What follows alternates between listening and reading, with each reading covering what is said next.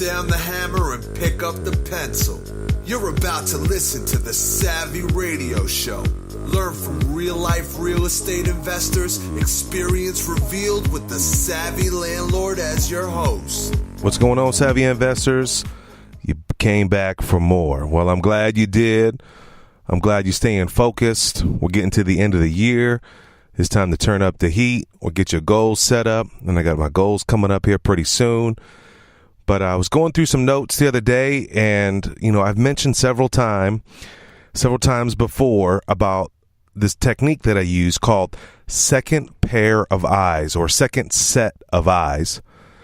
And I just say it flippantly, and I was like, man, I wonder if, I've never really gotten feedback from that, and I've never really had people say, hey, that sounded good, that sounded bad. So I decided to break it off today, make Monday great. So here we go.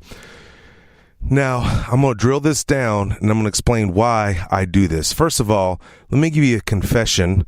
I am not a detailed person, and I've realized that, and you need to figure that out. If you know me well enough, you know that I'm not detailed. I'm about big strokes, big visions, and sometimes I leave out the juicy parts when I'm telling a story. But the point is, you need to know who you are personally so you can counteract that. And to really grow your business, you need to have all facets of personalities working for you. And I think I'll cover this pretty soon, called the DISC method, personality profiling. You have a D who's a driver, you have an I who's the outgoing sales, you have an S who's a support, and then you have a C, which is a detail, DISC. Google that up on your own time. So I'm a D, a driver, and I used to not like C's, but I've realized detail people have changed my world, and the people that I want to hang out with most of the time are C's. It's really weird. I don't know. I just analyze my friends, who are my closest friends. They're detail people. So when I was starting out, I was a little scared, and I was scared about this deal. I know it was a solid deal, in my mind, and actually it was like a no-brainer. And I was emotional about this deal, and what I did was I called my mentor, and I just needed reassurance. I felt awkward even calling this guy, but I thought to myself, hey, what's the best way I could get help here? So, and this is a property that I was looking at in Midwest City. I drove by. It was a for sale by owner, and it was a 3-bedroom, 2-bath with a carport on the busy street of Air Depot and 15th, right by the college. And I was like, man, they wanted 52. I got them down to 45. I was just about to get it on a contract, and I just had this inspiration to call my mentor. And my mentor at the time, man, he was a straight hustler. He had his own profession going, and then he had the side hustle wholesaling, and then he had about 10 rentals himself. This is not my very first mentor, but it was a guy at my time. So I was like, yo, how you doing? You want to do lunch? And he's like, yeah, let's do lunch.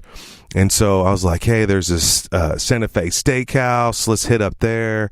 So I got him to meet me there. And I was like, hey, by the way, do you got some time? I got this house right around the corner, and I just wanted to run it past you. And sure enough, he was just real quick, said, sure, I'll get to go take a look at it. And since that day is like my life changed. It was like, first, you have to ask. And then secondly, the way he looked at it was totally different the way I look at it. And that's my whole thing, a second pair of eyes. It's phenomenal, and you've got to really implement this in your business strategy. Another one is that my first major rehab. Now, I got a smoking deal in an area called Forest Park. And it was a duplex in the back on a cul-de-sac. And it was a giant 3,000 square foot super crib on the front of the property. And they were separate. And I was like, okay, now this is like this is a long time ago. So I was still rookie in my mind. I thought I was somebody, but in reality, I had no idea what I was doing. But my goal was to buy these, cut it up, keep the duplex, flip the front house, and I'm on my way, and I'm debt free, and I'm living the fabulous life.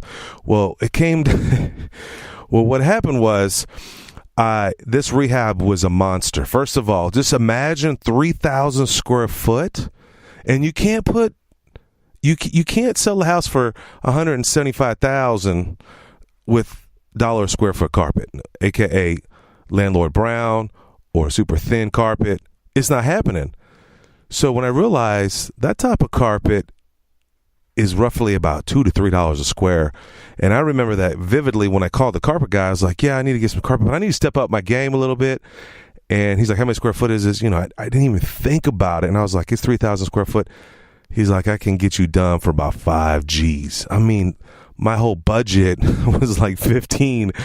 I don't know. I blew $25,000 so fast. I had to work 2 jobs at that time. Anyway, so at that time, I was like cutting corners, and I didn't touch the kitchen. Now, I know you're like, VanCauwenbergh, you're some super savvy investor. And that's rule number 1, bathrooms and kitchen. And I didn't touch it. And it was a rude awakening. And at that time, I called the realtor that I was hanging out with, and he came by and he let me know that his second pair of eyes was like, "You ain't going to sell this thing.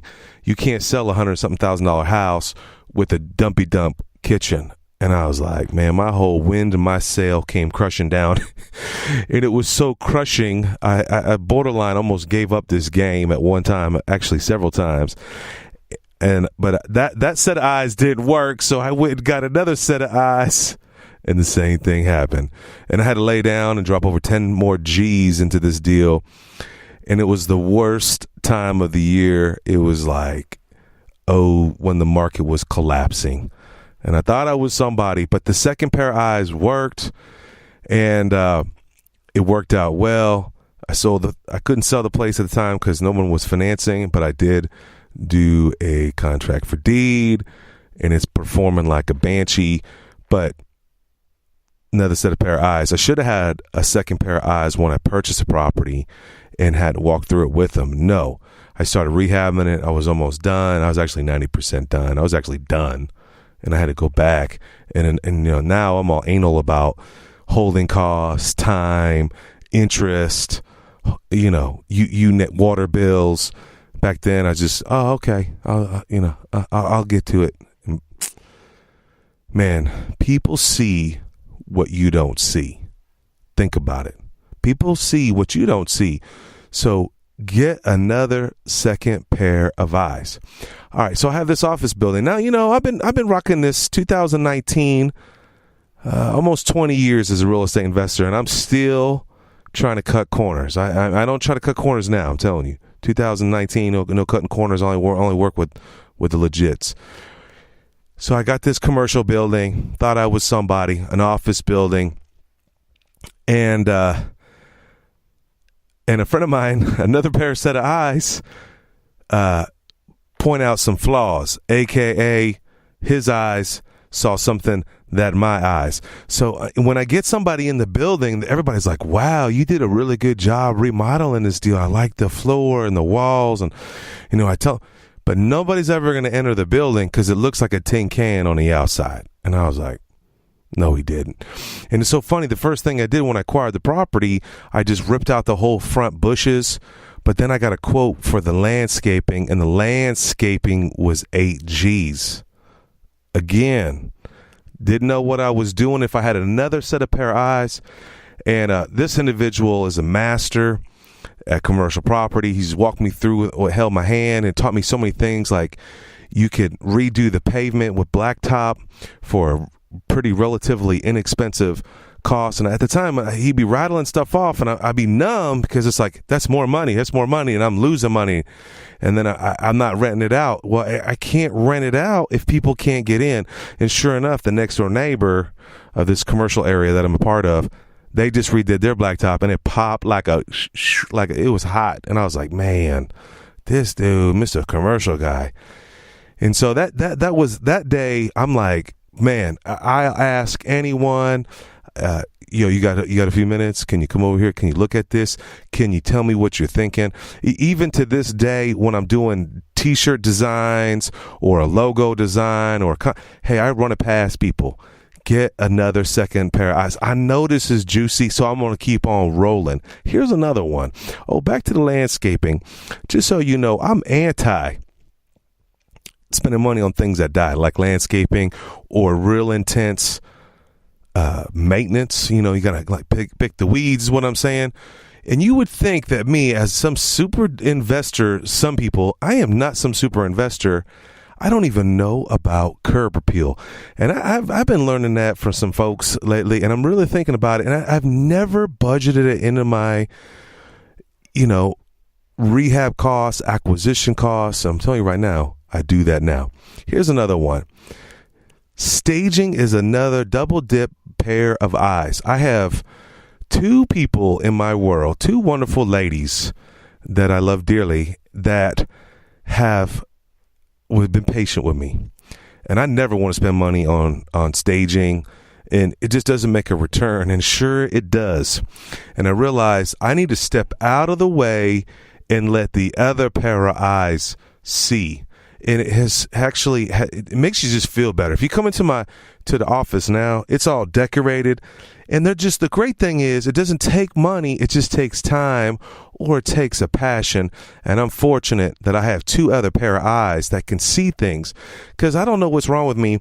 But, my wife, too, you go somewhere to a store and it's like this star and it's metal and it's got holes. I'm like, what? That's whack. Like, what are you going to do with the metal star? Where's that going to go?